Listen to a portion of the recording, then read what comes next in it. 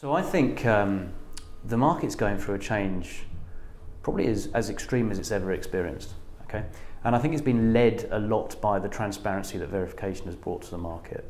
So if you look at the components, what verification is, which is obviously brand safety, fraud detection and viewability, you know, fraud and brand safety are now very much part of viewability. You extrapolate them out before you calculate. So you get to the traffic that's doing the heart of the work. And that level of transparency on quality is affecting the market dramatically. And viewability is now becoming, to my mind, I mean, you've got the likes of Group M stating they're looking to buy just viewable inventory. So it's become the conduit, if you like, for identifying at last the really good quality traffic that does the work. And then if you add into verification all of the technologies and data that enrich the quality of the inventory in the first place, I think to answer your question, the next 12 to 18 months is going to be a very interesting time for the market as it learns to understand what value the quality end of the market's inventory is worth, whether you're a supplier or whether you're buying, getting to the heart of the traffic in the campaign that's actually doing the work and paying the requisite amount that inventory is worth, is where the market and what we're hearing from the market. So at comScore we are very much in the advertising division putting together the various components that allow that into an offering and taking it out to supply both the buy side, the ad tech platforms and the sell side.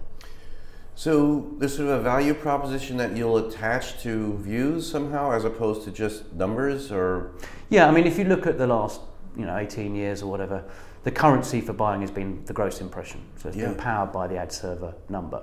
The moment you walk away from that and start to look at quality and want to pay for only the traffic that's been viewed, metrics have to change.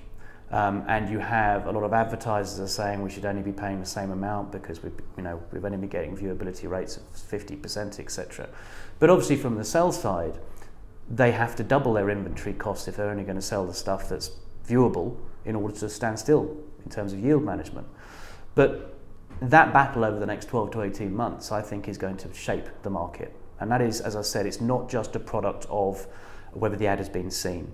It's more the amount of time the ad has been seen for, the tipping point in terms of when advertising starts to become effective, its impact on creative looping.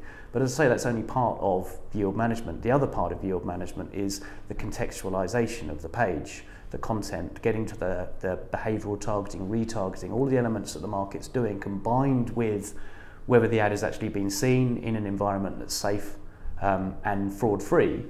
That's the traffic, as I said, that's doing the work. And I think the market is moving very much into wanting to pay for that. And the battle that will be fought in the next 12 to 18 months is what's that inventory worth? So Kantar we work with on a global basis.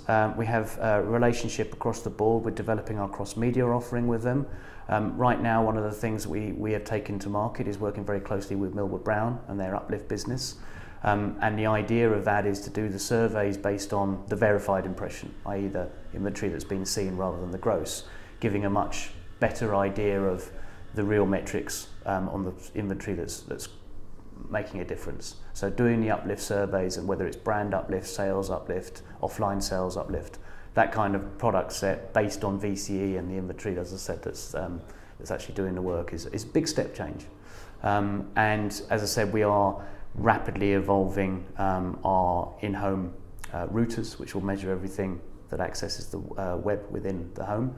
And it's a long journey, but we've made great progress this year, and there'll be some announcements in the months to come.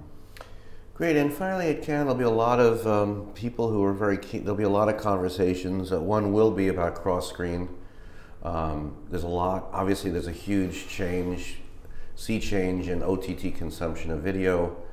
That will be on a lot of people's minds. How do you think that will be addressed, and what other topics do you think will be top of mind at Cannes? So I think it's an interesting journey, the whole cross-media piece. I mean, obviously the pot of gold at the end of the rainbow is when you have a tool that you can plan and buy across platform. So looking at things like incremental reach from TV to video, whether it be whether it's VOD or whether it's short form, etc., etc. But there are ways and means that we're working with Rentrack or Legacy Rentrack now incorporated. We are already in the US very capable of retargeting TV behavior digitally, for example. So had you seen, I don't know, The Big Bang Theory and seen a couple of Audi adverts, we can then, utilising the combination of the datâs and the integrations we have in the DMPs, you can start to target those people digitally and thus look at storyboarding and the journey in terms of conversion. So I think the whole area of cross-media is obviously vital. We with the component scale of the panels and the hardware we have in 70 million plus homes in the US with RentTrack, we're in a unique position to offer a genuine cross-media proposition that is not just about data, it's also then ultimately becomes a tool for planning. So that's the journey we're on. It's been very exciting first quarter of the year, and it will get more and more exciting as we go forward. And there's some brilliant products that we're developing which we'll be bringing out later in the year as well.